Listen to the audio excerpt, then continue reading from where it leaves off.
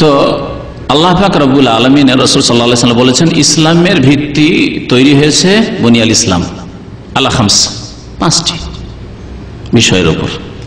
প্রথম হচ্ছে শাহাদাতে আল্লা ইলাহা ইল্লাল্লাহ ওয়া আন্না মুহাম্মাদুর রাসূল। এই জন্য কলিমা বলবেন না, বলবেন লা ইলাহা ইল্লাল্লাহ শাহাদাত দেওয়া এবং মুহাম্মাদুর রাসূলুল্লাহ শাহাদাত দেওয়া।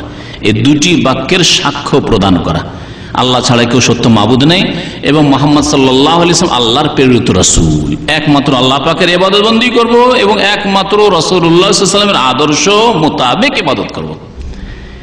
এই শাবানের শবে বরাতের উপর যদি ফিট করেন এই কথা, একমাত্র আল্লাহ পাকের ইবাদত বন্দী করব, শিরক বিদআত করব, শিরক করব না।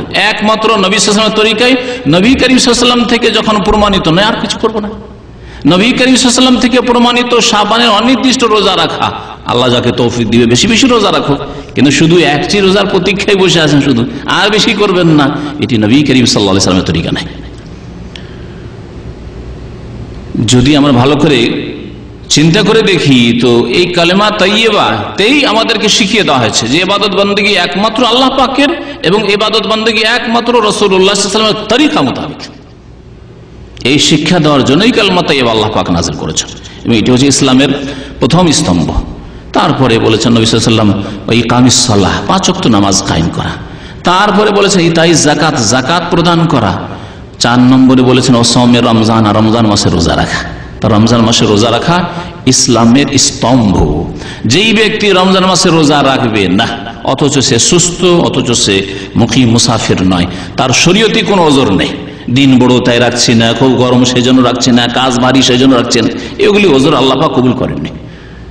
যখন কোরআনে কারীম নাযিল হয় তখনও গ্রীষ্মকাল ছিল, তখনও গরমের দিনে রোজা আসতো। আল্লাহ পাক রব্বুল মানব জাতি সম্পর্কে ভালো করে জানেন যে মানুষ এই রোজা রাখতে পারবে, সেই জন্য আল্লাহ পাক রোজা ফরজ করেছেন। লা ইউকাল্লিফুল্লাহু নাফসান ইল্লা উসআহা, এমন কোন ইবাদত বন্দেগীর আদেশ আল্লাহ দান করেননি যা মানুষের সাধ্যে নেই, স্পষ্ট কোরআনের ভাষা। সুতরাং রোজা প্রত্যেকের জন্য রাখা সম্ভব যদি চেষ্টা করে, যাদের আল্লাহ পাক রোজা ফরজ করেছেন। সুতরাং এই চতুর্থ স্তম্ভ যদি কেউ কায়েম না করে, সে দিন কায়েম করলো না। এর নাম হচ্ছে দিন কায়েম করা। যেই ব্যক্তি রোজা রাখলো না, সে দিনকে ধ্বংস করলো, ঈমান ইসলামকে ধ্বংস করলো। 5 নম্বরে হচ্ছে বাইতুল্লাহর হজ করা, যা জীবনে একবার। রমজান মাসের রোজা প্রতি বছর 1 মাস আল্লাহ পাক ফরজ করেছেন।